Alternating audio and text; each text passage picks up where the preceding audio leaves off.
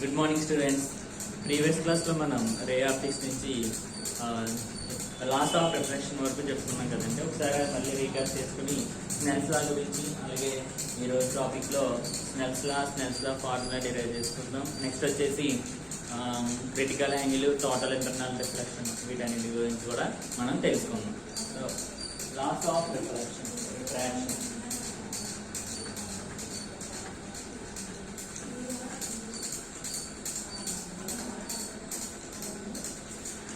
First law ఏంటండి? Incident ray,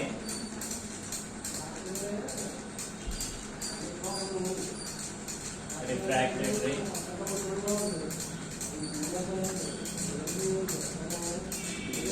and normal. All are lines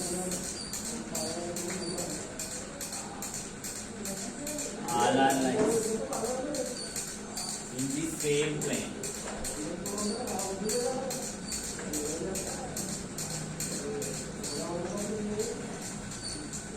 At the point of incidence.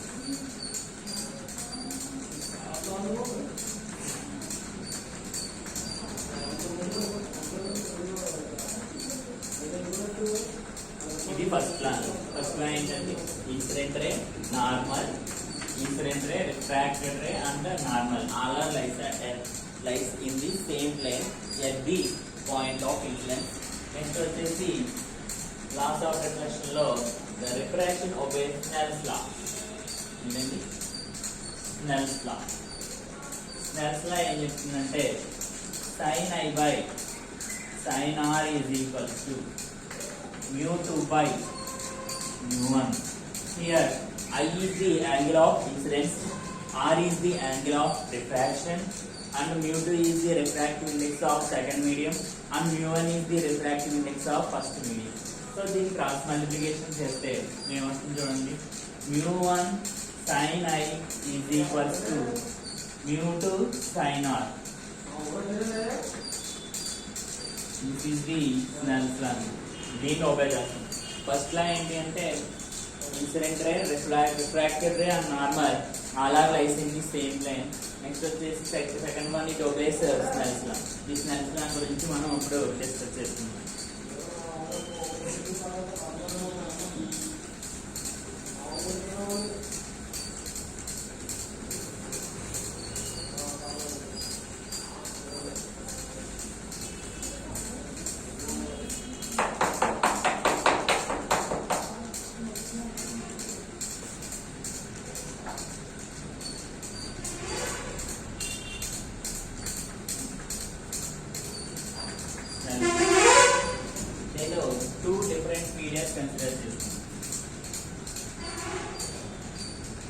Two different periods consider చేసుకుందాం. This is rarer medium.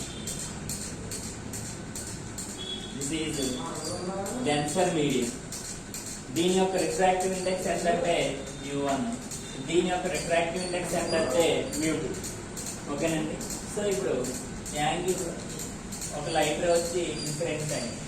మాకు తెలుసు, నేను already చెప్పుకున్నాం bending of light ray అనేది rarer medium నుంచి denser మీడియంకి వచ్చినప్పుడు ఏ విధంగా మూవ్ అవుతుందంటే అది ఏ విధంగా బెండ్ అవుతుందంటే టువర్డ్స్ నార్మల్ బెండ్ అవుతుంది, అంతే కదా. So this is the normal. చూడండి, this is the incident ray. ఇప్పుడు ఇన్సిడెంట్ రే నార్మల్ తో చేసే యాంగిల్ ఏమవుతుందంటే యాంగిల్ ఆఫ్ ఇన్సిడెన్స్. నెక్స్ట్ ఇప్పుడు రేరర్ నుంచి డెన్సర్కి వస్తుందండి. ఏంటంటే ఇది రేరర్ నుంచి డెన్సర్కి వస్తుంది. అంటే ఎటువైపు బెండ్ అవుతుందండి? టువర్డ్స్ నార్మల్ బెండ్ అవుతుంది. గుర్తుపెట్టుకోండి, రేరర్ నుంచి డెన్సర్కి వస్తే టువర్డ్స్ నార్మల్ బెండ్ అవుతుంది. డెన్సర్ నుంచి రేరర్కి వెళ్తే అవే ఫ్రమ్ ది నార్మల్ బెండ్ అవుతుంది. ఓకేనండి. సో ఇప్పుడు ఏమవుతుందంటే చూడండి, టువర్డ్స్ నార్మల్ బెండ్ అవుతుంది. ఇది యాంగిల్ ఆఫ్ రిఫ్రాక్షన్ ఆర్.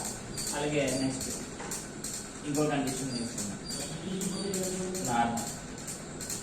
ఇది కూడా ఏమవుతుందంటే టువర్డ్స్ నార్మలే బెండ్ అవుతుంది. This is angle of incidence. ఇది I1 అనుకున్నాం. This is R1. I2, this is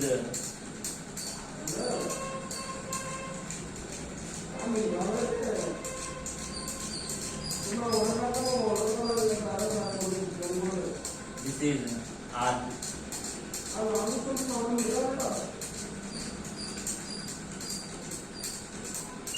This is I3. This is R3. ఇక్కడ 3 కేసెస్ కన్సిడర్ చేస్తున్నాను. ఓకేనండి. So 3 different angle of incidence దగ్గర మనకి 3 డిఫరెంట్ యాంగిల్ ఆఫ్ రిఫ్రాక్షన్స్ అనేవి వచ్చాయి. మనం యాంగిల్ ఆఫ్ రిఫ్లెక్షన్ లో ఫస్ట్ లా ఏంటండి, incident angle of incidence equals to angle of reflection.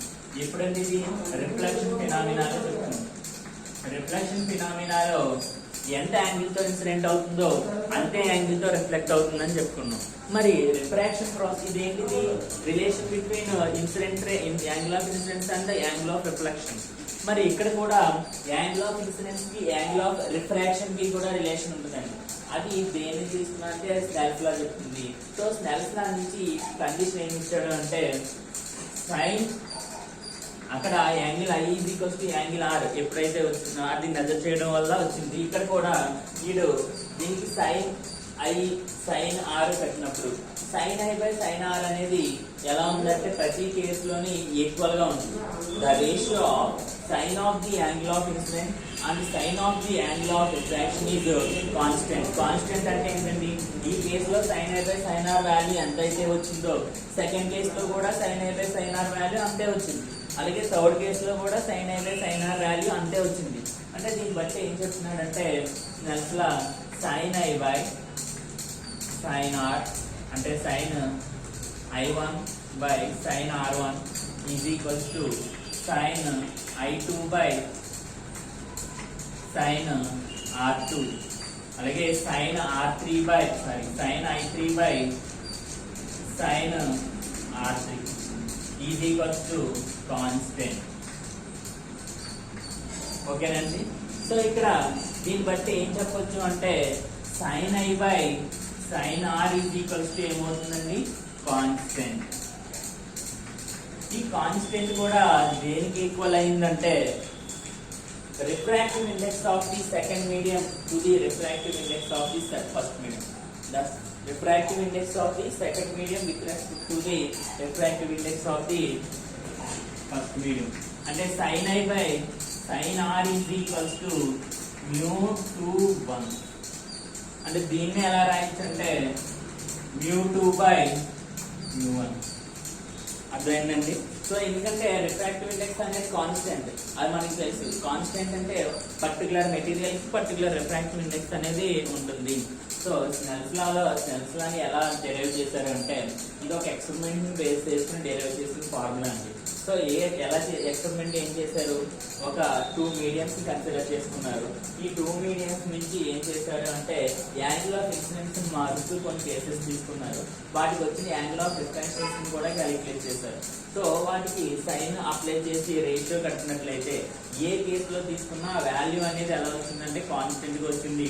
మళ్ళీ ఆ వాల్యూ ఆ కాన్స్టెంట్ వాల్యూ దేనికి ఈక్వల్ అయిందంటే refractive index of the first medium with respect to refractive index of the second medium with respect to first medium కి equal అయింది. అంటే μ2 by μ1 రేషియోకి equal అవుతూ వచ్చింది ఆ కాన్స్టెంట్ అనేది. ఇప్పుడు ఈ రెండు ఈక్వేషన్ నుంచి ఏం చెప్పొచ్చండి, sine I by sine R is equals to μ2 by μ1. Doing cross multiplication ఏమవుతుంది చెప్పండి, μ1 ఇక్కడ రాస్తాను μ1 sin i μ1 sin i is equals to μ2 sin r. This is the Snell's law. Okay, అర్థమైంది కదా. So where μ1 is the refractive index of the first medium and μ2 is the refractive index of the second medium, I is the angle of incidence, R is the angle of refraction. This is the Snell's law, laws of refraction law, second law. Next is the critical angle.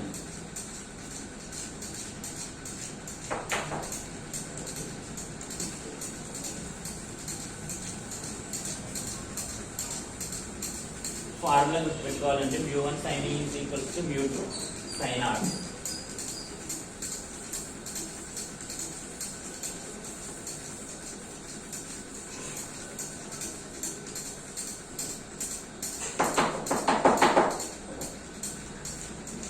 Critical angle.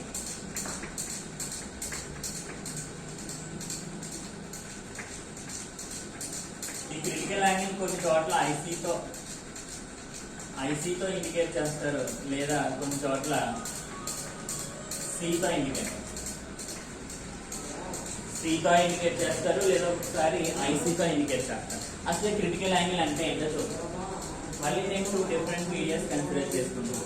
ఒకటి rarer medium, 2 denser medium. దీని refractive index 1 μ1, దీని refractive index μ2. ఓకేనండి. So ఇప్పుడు ఏం చేస్తానంటే ఒక light ray ని denser medium నుంచి రేరర్ మీడియం కి పంపిస్తున్నాను. ఇందాక ఏం చేస్తాం, రేరర్ నుంచి డెన్సర్ కి పంపించాం. ఇప్పుడు ఏంటంటే డెన్సర్ నుంచి రేరర్ కి పంపిస్తున్నాం. సో అప్పుడు కేసు ఏమవుతుందంటే చూడండి, కేసు ఏమవుతుందంటే డెన్సర్ నుంచి రేరర్ కి వెళ్ళినప్పుడు నేను ఆల్రెడీ చెప్పుకున్న బెండింగ్ ఆఫ్ లైన్ లో towards normal, away from the normal అంటే అవే ఫ్రమ్ ది నార్మల్ అంటే ఇది యాంగిల్ ఆఫ్ ఇన్సిడెన్స్ అవుతుందండి. ఇది ఏమవుతుందంటే away from the normal, this is angle of refraction r. Next ఇప్పుడు నేను యాంగిల్ ఆఫ్ ఇన్సిడెన్స్ పెంచుతూ ఉన్నాను, అప్పుడు ఏమవుతుందంటే యాంగిల్ ఆఫ్ రిఫ్రాక్షన్ కూడా పెరుగుతూ వస్తుందండి. చూడండి,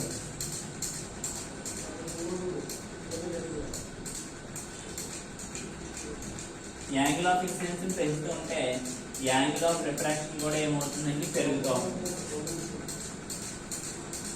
నెక్స్ట్ యాంగిల్ ఆఫ్ ఇన్సిడెన్స్ ఇంకా పెంచండి.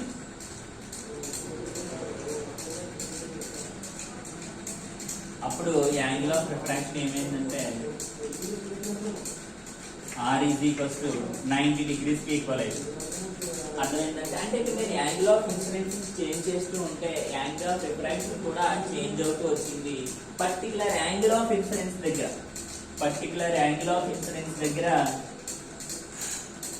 ఏమైందండి, యాంగిల్ ఆఫ్ రిఫ్రాక్షన్ అనేది 90 డిగ్రీస్. అంటే ఏంటంటే 2 మీడియం కి ఇంటర్ఫేస్ ఉంటుంది కదండి, ఆ ఇంటర్ఫేస్ నుంచి పాస్ అయిపోయింది. అర్థమైంది కదండి. అంటే యాంగిల్ ఆఫ్ ఇన్సిడెన్స్ నేను చేంజ్ చేస్తూ వస్తే యాంగిల్ ఆఫ్ రిఫ్రాక్షన్ కూడా చేంజ్ అవుతూ వచ్చి పర్టికులర్ యాంగిల్ ఆఫ్ ఇన్సిడెన్స్ దగ్గర ఏమైందంటే అది ఆ 2 మీడియాస్ మధ్య ఉన్న ఇంటర్ఫేస్ లో అది వెళ్ళిపోయింది. అర్థమైందా లేదండి. అంటే దీన్ని బట్టి ఎక్కడైతే యాంగిల్ ఆఫ్ రిఫ్రాక్షన్ 90 డిగ్రీస్ అవుతుందో అక్కడ ఉన్న యాంగిల్ ఆఫ్ ఇన్సిడెన్స్ నే మనం ఏమంటామంటే క్రిటికల్ యాంగిల్ అంటాం. ఏమంటామండి, క్రిటికల్ యాంగిల్.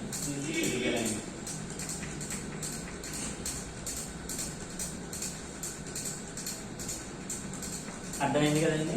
సో ఏం చెప్పచ్చు క్రిటికల్ యాంగిల్ డెఫినేషన్ అంటే, critical angle is the angle of incidence ఎప్పుడు when angle of refraction is equals to 90 degrees. అర్థమైంది కదండి. So critical angle is also a angle of incidence when there is angle of refraction is 90 degrees. That is called angle of critical angle. Next వచ్చేసి total internal reflection. Next ఈ total internal reflection చెప్పే ముందు ఈ critical angle calculation అంటే formula కూడా మనం derive చేస్తాం. చూడండి, ఈ 2 కేసులు కూడా ఏమవుతాయంటే IC less than I అంతే కదండి. IC కంటే క్రిటికల్ యాంగిల్ కంటే ఈ యాంగిల్స్ ఎలా ఉన్నాయండి, తక్కువ ఉన్నాయి. అంతే కదండి. క్రిటికల్ యాంగిల్ కి ఈక్వల్ అయితే అక్కడ ఏమైందంటే ఇది దీంతో ఏమైపోయింది, ఈ 2 మీడియాస్ మధ్య నుంచి ఇంటర్ఫేస్ నుంచి పాస్ అయిపోయింది. అర్థమైందండి. Next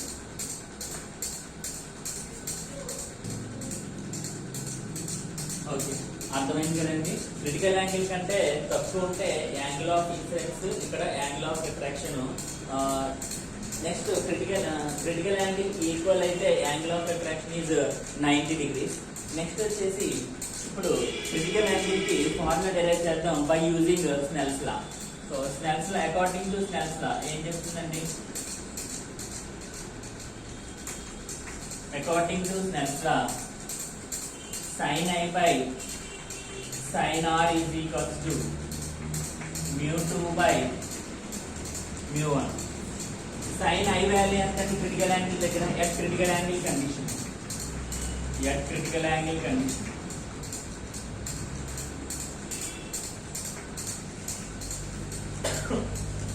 I is equals to ఎంత వచ్చిందంటే angle of incidence I is equals to IC అంటే angle of refraction R is equals to 90 degrees.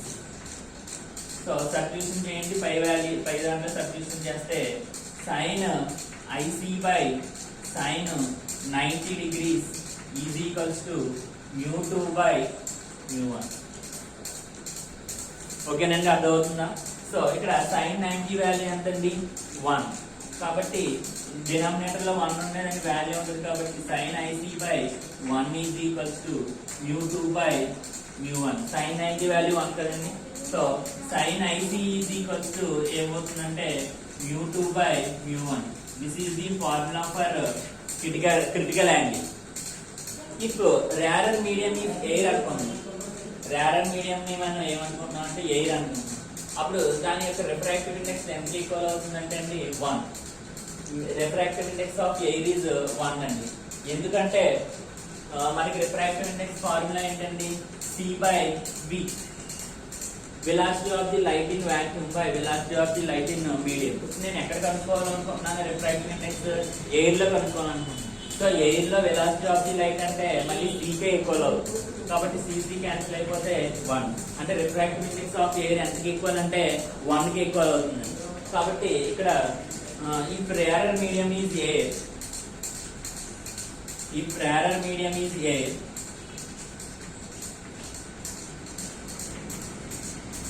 rarer medium is air, then ఏమవుతుంది చెప్పండి? Sine IC is equals to μ2 place లో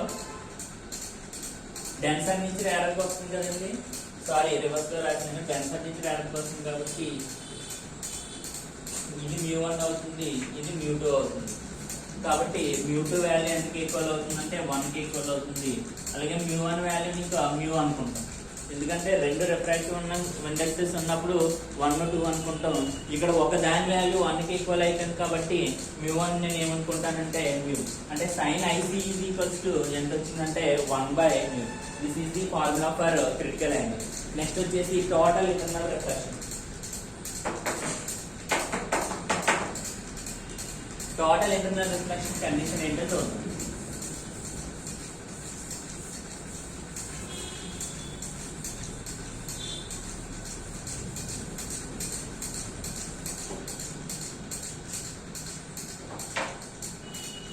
చూడండి, ఇదంతానేమో ఏమవుతుందంటే I is less than IC, ఇదంతానేమో I is equals to IC. Next ఈ condition దాటిన తర్వాత ఇంకా నేను మానకుండా ఏం చేస్తున్నానంటే యాంగిల్ ఆఫ్ ఇన్సిడెన్స్ చేంజ్ చేస్తూ వస్తున్నాను. అప్పుడు ఏమైందంటే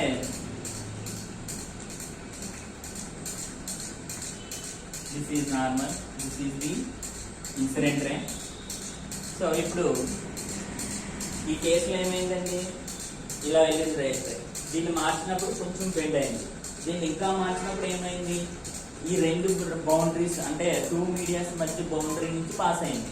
ఇప్పుడు నేను ఇంకా చేంజ్ చేసినప్పుడు ఏమైందంటే ఈ బౌండరీ దాటి డౌన్ లోనే రిఫ్లెక్ట్ అయిపోతుంది. అంటే చూడండి బ్యాక్ వచ్చి, అంటే ఈ ప్రాసెస్ వరకు ఏం జరిగిందంటే ఇక్కడ వరకు రిఫ్రాక్షన్ జరిగింది, అంటే ఒక మీడియం నుంచి ఇంకో మీడియం కి పాస్ అయింది. బట్ ఈ కేసులో ఏం జరుగుతుంది చూడండి, రిఫ్లెక్షన్ జరుగుతుంది వితౌట్ ఎనీ మిర్రర్. అక్కడ ఏ మిర్రర్ లేకపోయినప్పటికీ అక్కడ ఏం జరుగుతుందంటే రిఫ్లెక్షన్ జరుగుతుంది. దీన్ని ఏమంటామంటే టోటల్ ఇంటర్నల్ రిఫ్లెక్షన్ అన్నమాట. ఏమంటాం? Total internal reflection. దీన్ని మనం టిఐఆర్ తో ఇండికేట్ చేస్తాం, total internal reflection. So total internal reflection కేసులో యాంగిల్ ఆఫ్ ఇన్సిడెన్స్ వాల్యూ ఎలా ఉంటుందంటే గ్రేటర్ దాన్ ఐసి ఉంటుంది. అంటే చూడండి, critical angle equals to angle of incidence. ఇక్కడ క్రిటికల్ యాంగిల్ కంటే యాంగిల్ ఆఫ్ ఇన్సిడెన్స్ ఎక్కువ. ఆ టైంలో ఏమవుతుందంటే రిఫ్రాక్షన్ అనేది ఉండదు, ఇంకా రిఫ్లెక్షన్ ఫినామినే వస్తుంది. అప్పుడు this is called angle of reflection. Reflection లో మళ్ళీ మనకు తెలుసు angle of incidence equals to angle of reflection. అర్థమైంది కదండి? సో ఇక్కడ 3 కండిషన్లు మనం గుర్తుపెట్టుకోవచ్చు.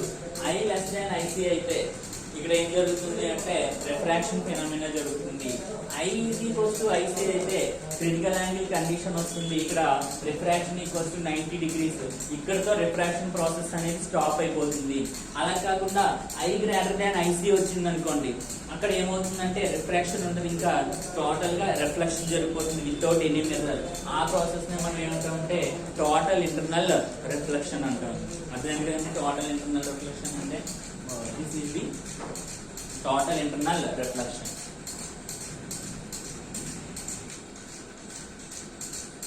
ఓకే, అర్థమైంది కదండి. ఈ టోటల్ ఇంటర్నల్ రిఫ్లెక్షన్ ని మనం ఎక్కడెక్కడ అబ్జర్వ్ చేస్తామంటే మనం చూడండి ఎండమావులు అంటారు కదా, సో అక్కడ విలేజెస్. నెక్స్ట్ రెండోది ఏంటంటే రెయిన్బో ఫార్మేషన్ లో కూడా మనం ఈ టోటల్ ఇంటర్నల్ రిఫ్లెక్షన్ మనం అబ్జర్వ్ చేస్తూ ఉంటాం. అవి నెక్స్ట్ క్లాస్ లో మనం చెప్పుకుందాం. నెక్స్ట్ ఈ క్లాస్ లో converging mirror and diverging mirrors గురించి తెలుసుకుందాం. అసలు కన్వర్జింగ్ డైవర్జింగ్ అంటే ఏంటో చూద్దాం.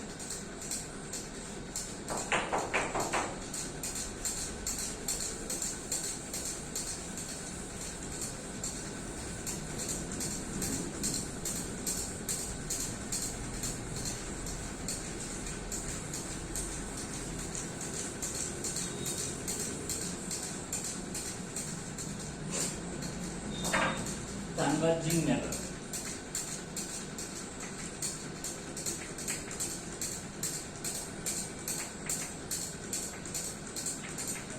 Concave mirror తీసుకుందాం. ఇప్పుడు ప్యారలల్ రేస్ దీని మీద ప్రిన్సిపల్ యాక్సిస్ కి ప్యారలల్ గా కొన్ని రేస్ వచ్చి ఇన్సిడెంట్ అవుతున్నాము.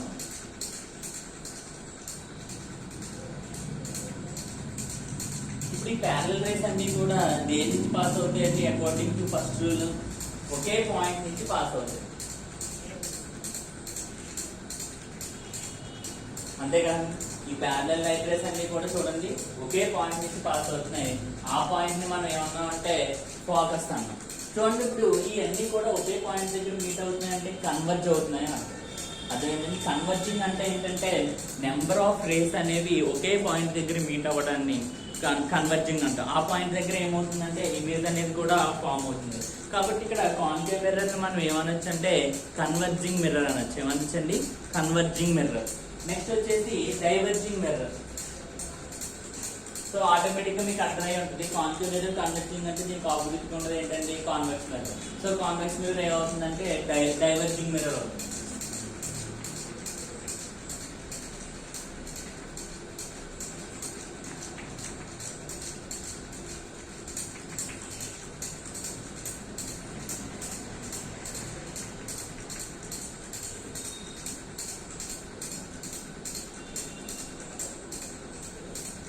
చూడండి ఈ లైట్ రేస్ ఇది ఎలా రిఫ్లెక్ట్ అయిపోయింది, ఇది ఎలా రిఫ్లెక్ట్ అయిపోయింది. ఈ రెండు ఏమవుతుందండి డైవర్జ్ అవుతుంది. కాబట్టి కాన్వెక్స్ మిర్రర్ ని ఏమంటామంటే డైవర్జింగ్ మిర్రర్ అంటాం. సో కాన్కేవ్ మిర్రర్ 6th కేసులో తప్ప రిమైనింగ్ అన్ని కేసుల్లోని ఏ ఇమేజ్ ఫామ్ చేస్తుందంటే రియల్ ఇమేజ్ నే ఫామ్ చేస్తుంది. But convex mirror all cases లో అన్ని కేసెస్ లో కూడా ఏ ఇమేజ్ ఫామ్ చేస్తుందంటే విజువల్ ఇమేజ్ మాత్రమే ఫామ్ చేస్తుంది. కాన్కేవ్ మిర్రర్ ఏమవుతుందంటే ఎన్లార్జ్ ఇమేజ్ కూడా ఫామ్ చేస్తుంది, అలాగే డిమినిష్డ్ ఇమేజ్ కూడా ఫామ్ చేస్తుంది. కానీ convex mirror only diminished image మాత్రమే ఫామ్ చేస్తుంది. అండ్ ఇంకొక కేసులో ఏమవుతుందంటే పాయింట్ దగ్గర ఫోకస్ దగ్గర పాయింట్ ఇమేజ్ మాత్రమే ఫామ్ చేస్తూ ఉంటుంది. ఓకేనండి. సో అందుకే ఈ కాన్వెక్స్ మిర్రర్ ని రియర్ వ్యూ మిర్రర్ అని లేదా డైవర్జింగ్ మిర్రర్ అని కూడా అంటారు.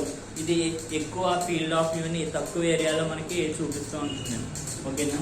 So these are the mirrors. మనం ఈ రే ఆప్టిక్స్ లెసన్ ఇప్పటి వరకు మనం ఏమేమి డిస్కస్ చేసామంటే అండి అసలు లైట్ అంటే ఏంటి, లైట్ బేసిక్స్, అలాగే లైట్ ఏ విధంగా పడుతుంది, అది ఏ విధంగా ట్రావెల్ చేస్తుంది. నెక్స్ట్ అసలు మనం ఆబ్జెక్ట్స్ ని చూడాలి అంటే ఏ ఫినామినా యూజ్ అవుతుందంటే రిఫ్లెక్షన్ ఫినామినా యూజ్ అవుతుంది.